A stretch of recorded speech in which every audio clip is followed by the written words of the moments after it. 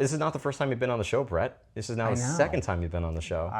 A repeat offender. Yeah, it's a repeat offender, but it's so great to have you back on the show. And not only that, but thank you so much for inviting me into your home. This is just course. so incredible. We're going to be talking a bit about your home and living in Pasadena, growing up in Pasadena. So Okay. it feels different being here, and it gives me a Yeah. better sense of all you have going on. So I actually want to start there because I Okay. think people know your voice work, and I think they might assume you do some voice work, you come home, and you just lounge on the couch and you stay, you got nothing else going on. Nothing else going Yeah, on. but This you- is a great place just to recline and relax. Yeah, you have so many things going on. So what are some of the projects that you've been working on, things you do outside of your day-to-day studio work? Oh gosh, that could be a very lengthy answer. So I'll try to No, go for it. make it. I have voiced Mickey now for 17 years, which is always the go-to thing I think people associate me with, which is great. I love that. Outside of the studio, though, I have been working as a professional artist and designer for over 20 years now. So I've always got something going on in my home art studio, whether that be Disney merchandise designs or stuff for D23 or a plethora of random freelance clients that we take on for branding, logo design, and environmental and space planning. So we've got that going on, and then on top of that, I always joke that I'm a little crazy in the sense that I don't know how to sit still. So I'm the same way, so I totally get it. I just had a conversation with someone yesterday, and they were asking about downtime, and I was like, I don't know what that is, because a weekend sitting doing nothing watching TV sounds miserable to me. No judgment to those who partake in that. My husband is one of them. Mm-hmm. That sounded terrible. It sounds like I'm calling him lazy. He's not lazy, but it's not for me. I have this need to constantly be doing something, building something, creating something, and as such, I've developed a lot of different hobbies over the years. Woodworking, so building the house that we're in today, I have been in for 14 years, and I renovated myself over the past 14 years because it's a passion of mine. I love antique things and vintage things, and I love restoration. So that's kind of spurred on to taking the woodworking skills and that desire to restore and preserve vintage things. I've taken on restoration of wagons. There's usually some kind of antique vehicle in the backyard that I'm working on, whether it be a truck or a wagon, or most recently my steam train that I talk a lot about any chance I get. We have a railroad that we're building. It's not here in Pasadena. It's up in north central California. But yeah, I stay very busy. Mostly it's just because I like to be building and creating things. I love to use my hands. And I think that's just the artist in me. I can't sit still and be idle for too long. Yeah, that's great. Well, you have a little bit of downtime. I know you went on, I think it was an Adventures by Disney, or into was that to France? I think it was. It was to France. Yep, south of France. You've done Disney Cruise Line. You take some vacations now and then. I do, but they're all it's work related. It's work related. It's like I'm really good at vacationing when work asks me to go on a vacation. Otherwise, I'm terrified that I never would take a vacation. No, but the Adventure by Disney trip was a river cruise, their very first inaugural river cruise in the south of France, which was absolutely incredible. Partnered with Alma Waterways. I knew nothing about river cruising. Was actually supposed to be on one with D23 5 years ago that got canceled due to the pandemic. So it was kind of a long time coming to do this. Had never been to that part of France, so it was incredible to see new location, new historic location. But I'm very fortunate that those opportunities do come across my desk pretty frequently, to where I get to go. Yes, it's work. I'm there to support these different parts of the company, but at the same time, how can you not have fun? Sailing through France. Yeah, exactly. Work and play mixed together. Let's talk about Pasadena. You not only live here now, but you grew up in Pasadena as well. So what was it like growing up in Pasadena in the 80s and the 90s? And I mean, I just did the drive myself, so it's about an hour away from Disneyland. So what was that like being a young kid around here? It was pretty special, actually. So not only did I grow up in Pasadena, I was actually born here in the Huntington Hospital in Pasadena. So I'm a longtime Pasadenian. And actually, it goes back even further from me. My early ancestors came to Pasadena in, I think, around 1904. Wow. So we have a long-standing family history in this city, which I've only recently kind of dug into. Ironically, as somebody who loves history and vintage things that I talk about a lot, I hadn't really done a deep dive into my family history. Turns out my lineage goes all the way back to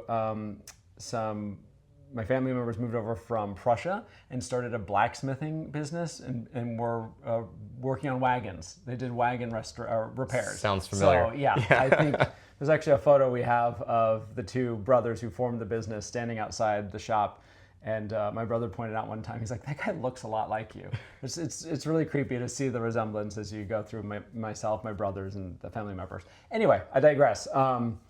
But yeah, I had a great upbringing here in Pasadena. We're right at the base of the San Gabriel mountain range, so we had lots of hiking to experience as a kid. My grandparents actually owned a printing shop here in Pasadena in the old area of Pasadena, so I grew up spending all of my time down there. It's one of my favorite places to go, and actually credit that experience with my love of printing, and especially old printing techniques, which you'll see on my poster series that I do with Cyclops Printworks. They're all silkscreen, and I love that and lithography, probably because of the time I spent growing up literally around giant presses with smelly inks, and I love it. But yeah, it was a really cool place to be. Pasadena has a great culture in terms of the Rose Bowl is here, and we have our iconic Rose Parade every New Year's Day, which we were at every year. Not to mention the proximity to the Walt Disney Studios in Burbank. Oddly enough, one of my favorite things to do was beg my parents just to drive past the studio. We had nothing, couldn't get in, couldn't do anything, but I just loved to drive past and see the water tower and the fence with Mickey's on it. I just thought it was the coolest thing.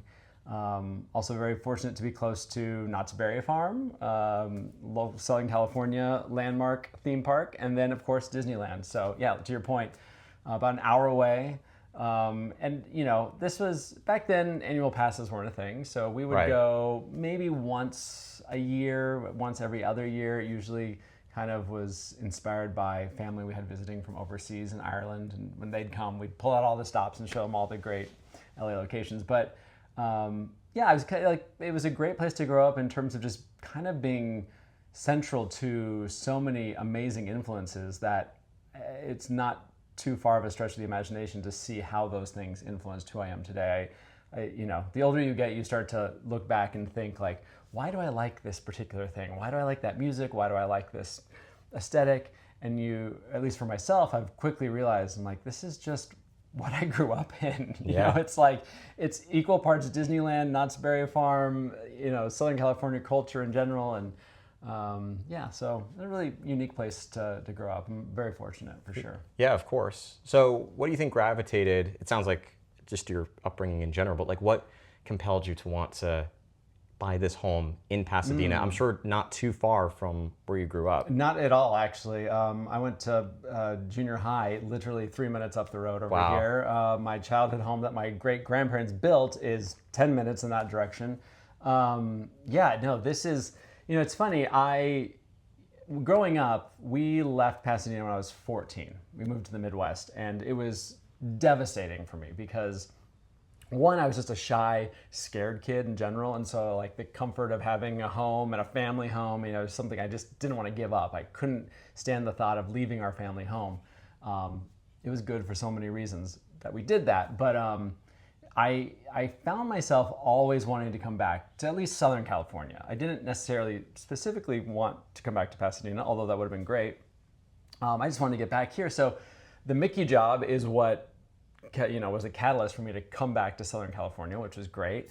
And I was renting a place in Glendale for a while, and then after a few years and constant savings, I was ready to buy a house and started the hunt. And this place, kind of as most of the great things in my life have come to be, just kind of fell out of the sky, kind of like appeared out of thin air. I wasn't necessarily looking, but my realtor, this was I think the second house she drove me up to. Wow. And when she pulled up, I remember thinking, oh gosh, she thinks I make a lot of money. I was like, I don't think we discussed budget appropriately. And in the sense that this was my dream home. It was this 2-story craftsman bungalow. It had all of the quintessential craftsman architecture call outs in terms of the eave overhangs and the big front porch, driveway with a garage in the back, just all of these things that I had put on my dream wish list, right? I even went so far as to say I wanted to find a house with an avocado tree, a lemon, and an orange tree. And when I bought the house, I didn't know I had all 3 of those, but I do. Wow. After I started landscaping and bringing things back to life, all of a sudden I realized that's an avocado tree and that's a lemon and an orange tree. Great. But yeah, when we pulled up to this house, I was blown away just by the exterior features of it. When we did the tour, I realized that the reason she thought I could afford this house is because it was a fixer-upper. It was not, a pristine example of craftsman architecture by any means. It was a family home, a home that somebody had lived in since the 60s. It had gone through several iterations of family members, and it just needed some love. But it was exactly what I was looking for in terms of it was the bones and the type of structure that I imagined making into my own home, and it had all of the things I quickly started imagining and putting together what I was going to restore and how I was going to restore it, and became, a true passion of mine for honestly the past 14 years. Because as I explained to you when you first showed up, it's like never-ending punch list of, now I'm looking back on things I did 14 years ago and I'm going, I got to redo that now. So I feel very fortunate that I found this house and that I've been able to make it mine, and it's so close to where I grew up. I always joke, for anyone who's been to Hollywood Studios, when you walk in, directly to your left is this 2-story green bungalow. That's right. It used to be called, it was Sid's of Hollywood or something like that, right? They sold memorabilia. And as an annual pass holder in college, I remember going there, and even before that in high school when we took a few trips down to the park, and I always just zoned in on that house. Like, oh, that's my dream home. Well, if you go compare that house to mine now, it's very similar. It's super similar. Down to the now that you mentioned it, I remember in my head what it looks like. So I've forgotten that for a while until one of my trips a couple of years ago. I walked in and was like, oh yeah, I basically just made that. Like, okay. So I'm very, very fortunate for sure. Yeah. Well, you did a lot in this house to restore it, your craftsmanship, you're wanting to constantly build and create. So what are you most proud of? What are the things that you did to reinvigorate, I think, the original charm? Because when I saw a YouTube video that you had created showing about the restoration, and it seemed like it was modernized and you helped to bring it a little bit back to its classic look and feel. So what was that process like? I think it's a very common in Southern California, but especially with homes this age, right? Like they've seen so many decades of design trends and just lifestyle choices. And like I said, this house was, definitely fit the bill in terms of that. It had been at one point divided into a triplex, meaning it was 3 apartments. So there were signs of, like the room we're sitting in right now is the upstairs room, and it had a door at the base of the stairs and was clearly like locked off from the rest of the house. There was a staircase that came up here from the exterior, so this was like a unit all on its own. And I joke that what I love about restoration when it comes to homes especially is this like architectural autopsy that happens. You start peeling back things, and as you do, you learn the story of the house, right? Like you see the different eras of wallpaper or paint, or you find like, I think when I took the carpet up in this room, there was linoleum tile under a portion of it, and I was able to figure out that they had a kitchen in this part of the room, right? And not in that part. So little things like that excite me in a nerdy way. But what am I most proud of? I think it's just really bringing it back to a visual style that honors the history of it. The house was built in 1913. And the architect himself was an apprentice and worked for Green and Green, very famous craftsman home architects. But this home and a few of the others in the neighborhood were kind of his first foray into doing it on his own. And he made architectural choices that you won't find in Green and Green. And you also realize that there was a bit of not hierarchy, but I guess, kind of like a tier to the type of craftsman architecture that was happening at the time, right? You've got green and green.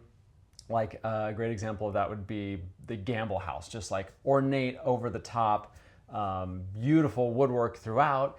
And then a home like this, it's almost like it was the base model, right? You get some exterior features, you get space planning that really echoes that style of design, but then it doesn't have the ornateness that some of the other examples would have. So yeah, it was just kind of finding that balance of restoring things to feel natural and historical, but also be realistic in terms of wanting to live in this house and be comfortable. You know, this is not a museum. We've got a big family. Everyone comes here. The nieces and nephews love coming over. They just, for whatever reason, it's become a magical place to them. And I love that. Like, I want this to be a place that memories are made and that we live in. And, you know, I mentioned the laundry list of things that you do something and then you realize it has to be redone. I think that's part of it, right? Like, that's just part of the charm and the character. I never want anything to feel untouchable because that's just not realistic. Yeah, so. Of course. Well, now you are building a ranch up north, and when I first heard the name Turbo Ranch and I looked at the lettering, I said, well, I know Bo is in the name, and I'm trying to figure out the rest of it, and I realized, Turb. Yeah, Turb. So it's your initials backwards, right? And you have the B shared between both of you. Yeah. So what's the inspiration for building a ranch up north? Well, that actually came about very early on when Bo and I first met. You have those early conversations about what are your hopes and your dreams? Who are you, right? And one of the things we bonded over was this desire to have a place. Family is very important to both of us, and we just wanted a place where everyone, family and extended family, right, friends and community could just kind of come together. We love hosting parties. We love just hosting people in general. It's kind of our, I guess it's another hobby, as it were. It's like being able to create spaces where people feel comfortable and are excited and have fun in has just always been an interest for both of us. And so we both shared this idea, like, we just imagine Christmases at a place where both sides of the family get together and we just get to host everyone for long weekends and have a little bit of a retreat. And that just got the gears spinning. And then during the pandemic, we, out of boredom, we loved Zillow, and we were hunting for properties, specifically in the North Central Valley area near Sacramento, because that's where my family is currently. And I was aware of land opportunities up there. So we happened upon 20 acres of land that just kind of fit what we were hoping to build. A big part of that was, at the time, I was working adamantly to be a part of preserving this train that I had grown up riding. Nothing was solidified at that point. It was still a big question mark and a lot of effort going into it. But I'd be lying if I didn't think, well, I need land. If I'm going to get a train, then I need land. And so that was a big part of the motivation as well. But anyway, we found this piece of land, and we then eventually got the train, and we've just been, it's kind of become a big creative canvas for us. It's an expression. It's a place where we get to dream and create. We've started building some stuff on it. We still have dreams and hopes of building even bigger in terms of a residence and other things, but it's just kind of become this really, it's almost taken the lessons and the creativity that I had at this house and just kind of blown it up in terms of scale, right? Like it's literally a blank canvas. There's no infrastructure, there's no utilities, so you're starting from zero. And I think, I love watching the historical Disneyland footage. I know you've had the chance to interview Leslie, and her Disneyland Handcrafted was such a great example of why I love looking back at that historical footage and seeing the process, because you see, this thing that we almost take for granted in terms of it's existed for all of our lifetimes, right? This amazing place with all this theming and the intricacies, and so much design went into it. But when you get to look back and peek at the historic footage and see the decisions being made and see the tractors digging the dirt and forming the trenches and the walkways and stuff. I've always gotten a kick out of that. And now at Terrible Ranch, we're doing that, right? Like we get to drive the tractors and use the excavators and determine where the train goes and where the roadway and driveway is going to go. And that type of planning just excites me like nothing else. So I noticed the similarities when I was thinking about all this and preparing for this of you and Walt with the desire to build something that is going to bring joy, whether it's to millions of people or even to your own family or maybe extending beyond that, and thinking about the constant tinkering and the artwork and just everything. There's so many parallels between you and Walt, honestly. And the railway is another connection and a fascinating story. I was really blown away by the video you put together. Oh, thank you. It got me emotional at certain points, just thinking about what you were looking to restore. And so I don't know if anyone, first of all, go and see it if you haven't seen the video. I'll make sure I link it. Please, yeah. But can you share the origins and your connection to that railway from when you were growing up and what you're hoping to accomplish by bringing it to your ranch? Well, first of all, thank you for drawing the similarities between me and Walt. I never want to. I'm very cautious to like ever draw parallels on my own. I don't think that's anything. That's none of my business to say. I think we can see but but you know, I think even as a kid, I was always fascinated by this guy that I idolized and was so inspired by. I always say that as much of a Mickey fan as I am, I think I know that I'm a bigger Walt Disney fan, even as a kid. Like the difference between, it was like, well, Walt's the originator of all this. So always been a fan of his, and the parallels that my life has had with him have always just been super amusing to me. You know, everything from Southern California to, we moved to Illinois, and I got to know Chicago where he was born, and then my job at Hallmark brought me to Kansas City, Missouri, a very iconic place, and I loved that. Like weeks of getting there, I was running around to all of the historic places that Walt would have been at. Anyway, I digress. But the origin story of the train is that we would spend, growing up in Pasadena, we would spend our summers essentially up in Anacortes, Washington, which is a town about an hour north of Seattle. It's kind of like the gateway to the Puget Sound. The Washington State ferries go out of there to hit up the San Juan Islands. And we were very fortunate that my grandparents had a place up there. And so we would spend a couple weeks every summer up there. And it is an incredible location. If you've never been to the San Juan Islands or the Puget Sound, I recommend it. It's magical on a whole nother level. But what made it super magical for us, being train nerds that we were, because we were highly inspired by my dad's love of model trains growing up and real trains. And so we love trains. And in this town, this gentleman named Tommy Thompson had built a small, I hesitate to say miniature because people then automatically equate that with scaled down stuff. And right. And it's not a scaled down train. It's the easiest thing to compare it to is it's about half the size of a Disneyland locomotive or half the size of Disneyland's train. So you're not riding on top of it like Walt's, you're riding inside of it, but it's not full size, which made it even more, I think, appealing. It was very unique. Tommy, who built it, used to refer to it as a Lilliputian railway, which I thought was just so cute and appropriate. But anyway, he had this train that ran in a small corridor of the downtown area, and it was a ticket to ride. You went from one point to the next and, did a little round trip, and it was so cool. Like, we would get to this amazing place, and I remember we'd be like, when can we go ride Tommy's train? And my parents would have to well, it's only open on the weekends, so we'll wait. And we would ride it nonstop and collect the tickets. And what really stands out in my mind about those experiences is that Tommy was there operating the train every time we were there. And he was, very approachable and encouraging of questions. And you could just tell that he loved the experience of sharing his passion and his creation with others. I can remember he would often ask the kids, do you want to ride in the locomotive? Which to a train nerd, that was huge. You never went to a railway or a railroad where they said, come on up. It was always like, oh no, this is not safe unless you're certified and stuff.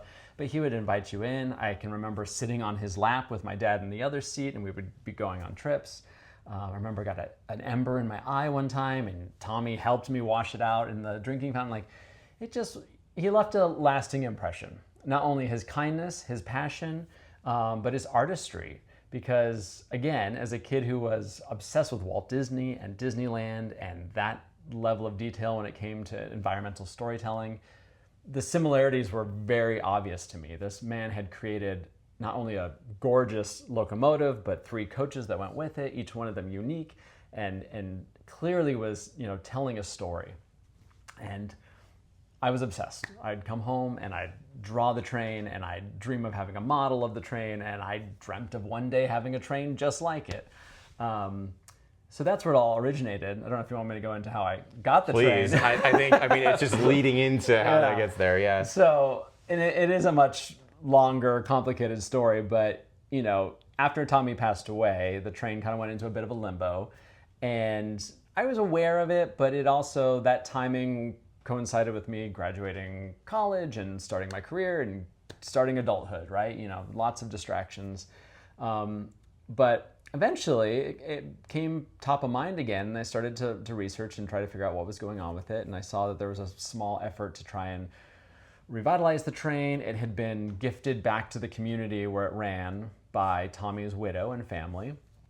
But they were hoping that they'd build a museum and have it on display for people. But unfortunately, lots of conversations and efforts had taken place, but nothing really materialized, and it was just sitting in its train barn, kind of not ignored or neglected, but it wasn't experiencing its full potential, I guess. And I had reached out to the volunteer groups and asked if there was anything I could do to help, and that never really manifested in any way. And then eventually I reached out to the community, the mayor, and said, what's happening? And I'd love to explain my passion behind a project like this. Again, going back to history, renovation, legacy, trains, and then my personal connection with it. And I inquired if, I think I mentioned if there's ever a chance to purchase the train, I'd love to, have the opportunity to explore that. I did not know how I would do that. It was just one of those things, you kind of manifest things. Sometimes, I'm a big believer in, if you have a dream and you don't have all the details figured out, in this case, all the numbers,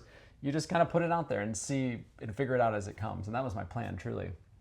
Well, long story short, it was a very complicated process that I got involved with. And unfortunately, it never manifested in a way that the train was available to purchase. But through the process, I got to know the Thompson family directly and very closely.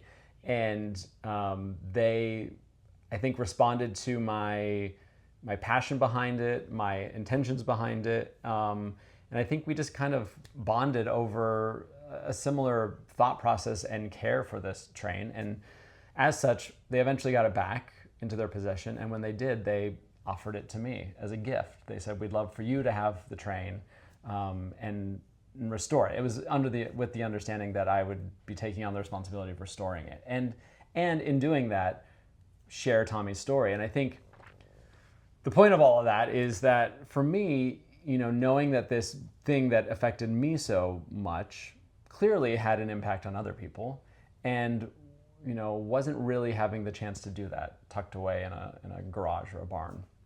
And so I wanted nothing more than to be able to revitalize not only the physical elements, but also the story and the legacy of Tommy Thompson.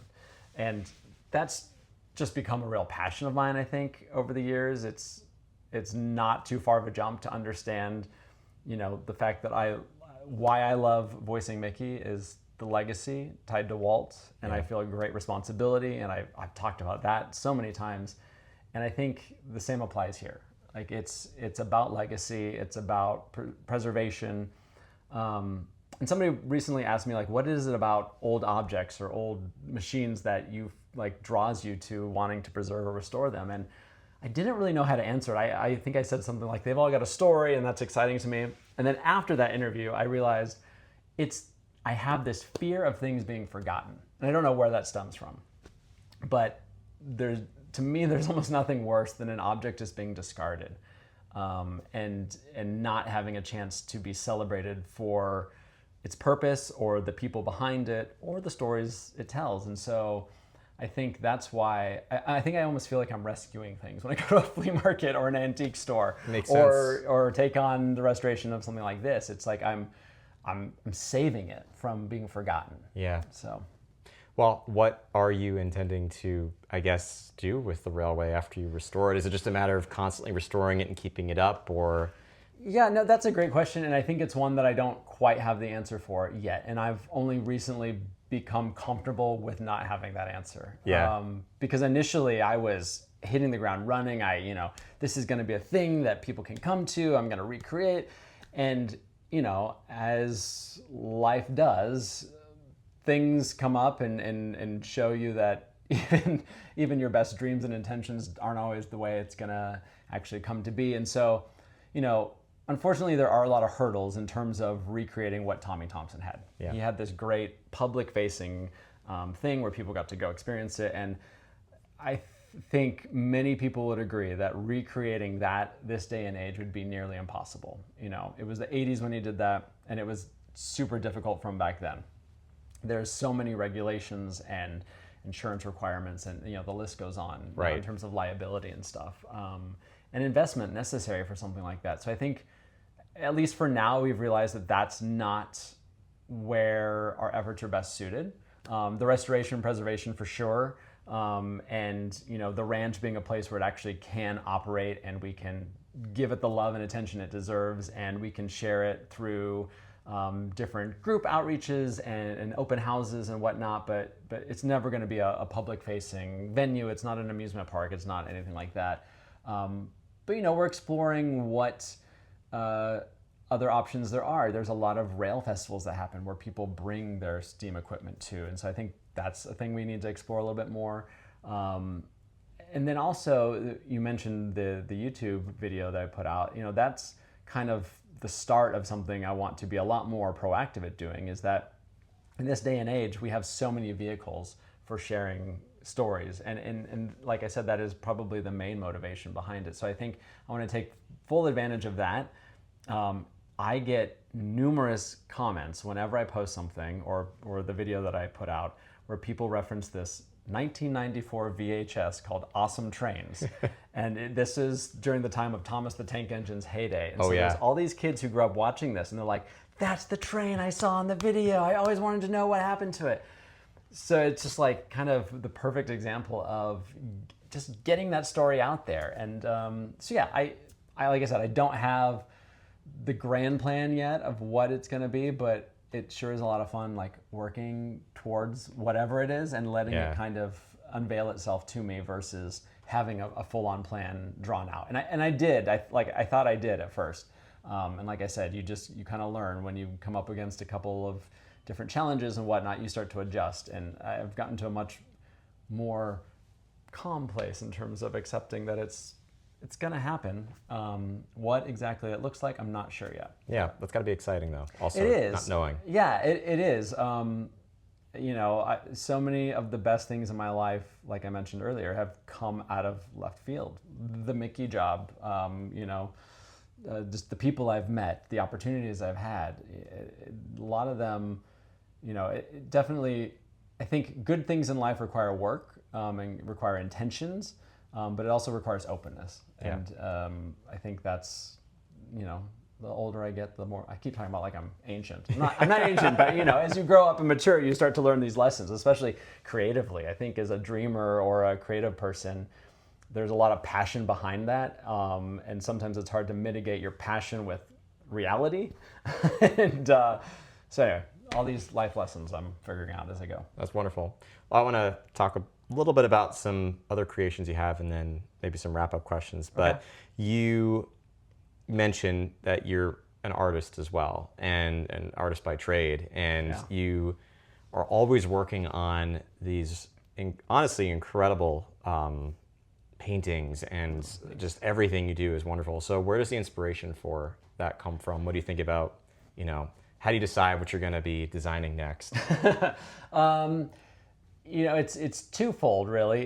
There's a lot in terms of the work that people see out there available to them that's driven by business needs. Of like course. That's commercial art, right? Like where a lot of the Disney merchandise, specifically parks merchandise, apparel collections I've had the chance to work on lately, almost get presented as assignments. There's this need to fill this or this theme, and so that's really exciting because I think, as somebody who sometimes his creative bubble is a little too broad, it's nice to be targeted. And then when it's not something as specific as a collection like that, for example, I'm currently working on a painting that'll be available at the Ultimate Disney Fan Event. What are they calling it now? D23. The Ultimate Disney Fan Event. It's not the Expo anymore. I know I'm not supposed to say that, but formerly the Expo, now the Ultimate Disney Fan Event. So I'll have a painting available then, and it's, to sound like a broken record, it's Mickey driving a train. And so it's not too hard to figure out where that inspiration came from. I was working on another project similar in theme, and when I sit down to start these projects, I just start with a sketchbook and a blank piece of paper and I start doodling and see what comes out. And this painting derived itself from that. I was just drawing a couple things and trying some compositions and whatnot, and this particular drawing was not suited for that project, but I looked at it and I thought, this could be a great painting. And I think it's in that same vein, when it comes to my published artwork or personal artwork, it's just kind of accepting my interests or like the personal motivation that's happening at the time, whatever those influences are, just kind of acknowledging them and let them go. I used to probably be a little overly critical of myself and think, I have to come up with the best idea, or I have to come up with something so new that no one's ever thought of it. And that can be stifling. And I think when I kind of let that go and realize that I'm much better suited to just kind of go with the flow in the moment. And if I'm feeling Mickey and trains, then that's what I'm going to paint. Yeah. And I'm very happy with how it's coming out. So I think it's kind of case in point of when you are able to follow that, it's better, hopefully, for everyone involved. Yeah. But yeah, no, there's no shortage of inspiration, I guess, is really what it comes down to. That's great. That's good pulling from what you are currently interested in and just going with the flow. To your point, it's much less stifling. It's always changing. It's like, when I'm traveling, I'm seeing new landscapes, or when I was on the river cruise and seeing French architecture or French artwork. Like, I'm somebody who I've realized I'm like a visual encyclopedia. Wherever I'm going, I'm analyzing, and I'm screen grabbing little moments in my brain, right? Everything from the lines of that chair, or the mechanisms of that machine, or the architecture from that historical moment. And it all kind of goes in and gets filed away, and then sometimes I'm able to combine it and spit it out in some type of inspiration, which is fun. I guess it's not too unlike what I love about hunting and finding vintage things, right? It's kind of a treasure hunt, just on a inspirational level. Yeah, definitely. Beyond art, you also have created a drink at Epcot as well. Yeah. So how did you come up with that? I told you I'm crazy. No, you've got so many things going on, which is great. Yeah. Oh, the Vaqueros Falsetto is what it's called. It's old fashioned at La Cava del Tequila in the Epcot Mexico Pavilion, and it really came about from my relationship with La Cava. I love those guys. I've gotten to know the team there over the years, and they've become really good friends of mine. And I jokingly said one time, well, Neil Patrick Harris gets a drink on the menu. Why don't I? It's like, I've worked with him. We both did Mickey's or Disneyland's 60th together. Like, come on. And they laughed and put me off for a while, but eventually they came around. And so it was great. Old fashions are my favorite drink. I'm a bourbon guy, and so knowing it was a tequila bar meant that we needed to figure out how to implement a bourbon drink in a place known for its tequila. And it was awesome. I got to work with this amazing mixologist, Eric Foster, who's friends of the Cava team and has done a lot of stuff for their restaurants on property. And we just had it sounds like it's a horrible work research session, but we sat down and we just mixed drinks, and we tried to find the best combination of the thing that I loved. And it's great because it's Bardstown bourbon is the base, and then I always mess up the name of the tequila, so I won't even try. But instead of like a simple syrup or a sweetener, there's a really sweet tequila in it, which is what makes it a little unique. And and then a little sprig of rosemary inspired by Terrebonne Ranch. There's a lot of people saying that it's from the ranch, and I wish that were true. Yeah. But unfortunately, our agricultural operations are not to that level yet to provide rosemary for every cocktail, but it makes for a great story. Yeah. So yeah, I'm really, really happy. And of course, I got to design the coaster that comes with the drink. And I've done some other artwork for the La Cava team in the past. So it's a great relationship. Again, just kind of stemmed from good people, good experiences, and put it all together, and we came up with this fun little thing. I'm honored. I mean, it's pretty cool to have a drink inspired by you. Yeah. And to have been a part of mixing it, it's awesome. So yeah, that's great. 2 questions left for you. Okay. Is there anything that we haven't spoken about? Anything that you're creating or working on that you're really excited to chat about? You've hit so many nails on the head. I can't think of anything. I do my homework. I mean, you did your homework, which is great. Yeah, I mean, I think I've just really been focused a lot on, not only, at the closer I get to almost 20 years voicing Mickey. I mean, it's hard for me to fathom it's been 17 at this point.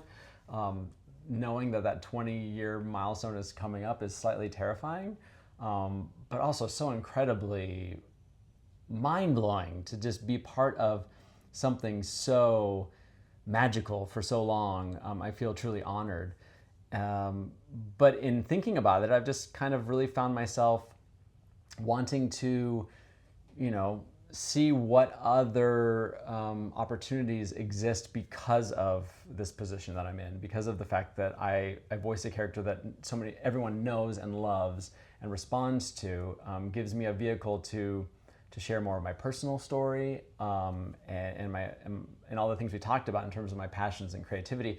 And by no means do I have a desire to talk about those things and share them in any type of braggadocious way. I don't get that sense at all, by the way. Yeah.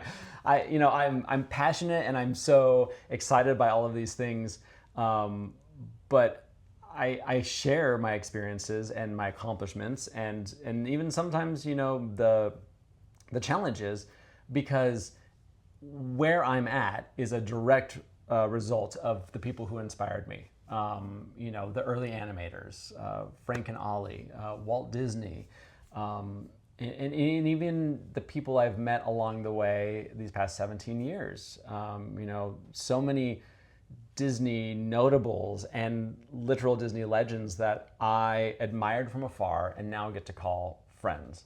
And it's just incredible, to be in their presence, to be a peer of theirs and friends with them and know the impact they had on me. And so, yeah, I think there's been a couple milestones that have come about, like painting Mickey's 90th portrait, and a few other things just really kind of put front of mind the responsibility that comes with this role outside of ensuring Mickey's legacy. It's being responsible in a way that helps, hopefully motivates other people to live their dreams, pursue their passions. I mean, that's truly what motivates me day to day. And so, yeah, I guess I'm just very excited to be able to have moments like this and to share these stories, and hopefully somebody listening or watching is walking away with even the smallest nugget of inspiration to go pursue something. I think that's the true win for me. I'm confident at least more than a few are going to be feeling that way. So maybe 4 or 5. Yeah, 4 or 5, a little bit more than that. So I know we've been focusing so much on the past and a little bit of the future, but as you're looking, you said you've got this 20-year milestone coming up. You're building this ranch up north, you're restoring a railway. How are you thinking about the next chapter for you? Or, I don't think it has to be so grand as like we're turning the page, like we're ending one chapter and coming to another. But I guess looking to the next 10 years or so, what are you hoping to be the themes or the overarching goals or anything you're looking at as you look ahead? Oh, man. I don't have mine figured out, by the way. No, so, it's the can of worms you potentially open. Unfortunately, I'm just somebody who's always anticipating and thinking about the next chapter, I guess, as it were. I just celebrated 5 years married in July, and when you hit milestones like that, inevitably you have that conversation of like the next 5 years. And so I just was joking about that question that everybody asks, where do you see yourself in 5 years? And so many great things have happened in the past 5 years, but it's funny, I don't know that any of them have happened in the way I imagined, or maybe if I'm being honest, hoped they would. I guess I've been surprised, but when I do look back, I go, oh my gosh, it's so much better than I ever would have hoped or imagined.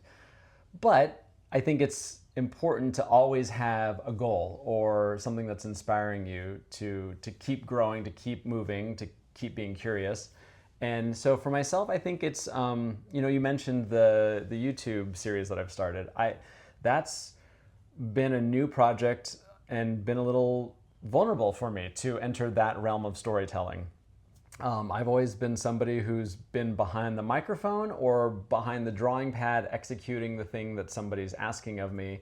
And this YouTube series is never done it. I'm, teaching myself editing and directing and cinematography and all of these things to go into it. But discovering this excitement I have for these stories that I'm able to tell and hope to tell in future episodes.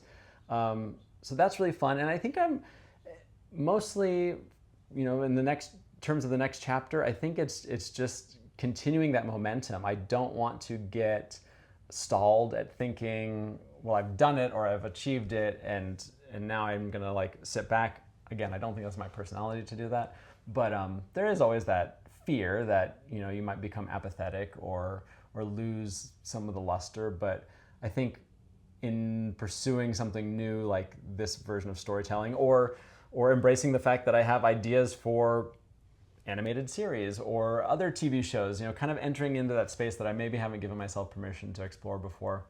I think that's where the next 5 to 10 years is going to see me. It's going to I would love to find new opportunities to just kind of keep flexing that creative muscle and keep it interesting. I think that's what Walt did so well, right? He did. He was somebody with no shortage of ideas. I think it's even especially cool to look back at some of the things he accomplished later in his life and realizing that those were dreams and ideas he had way early on. But it just took him that long to finally find the right vehicle or way to accomplish it. And learning new skills, constantly challenging myself, and just kind of seeing where you end up. I think that's what makes life exciting and fun. I definitely get bogged down on the hard times. I won't lie. I don't want to make it seem sugar-coated. I mean, we've had so many shortcomings with the ranch project and so many reality checks where you're literally up against a wall being told no, no, no, no, no. And that's reality. Anyway, not to turn this into an Oprah moment. No, but, it's a sign. It's a sign of shooting for the stars.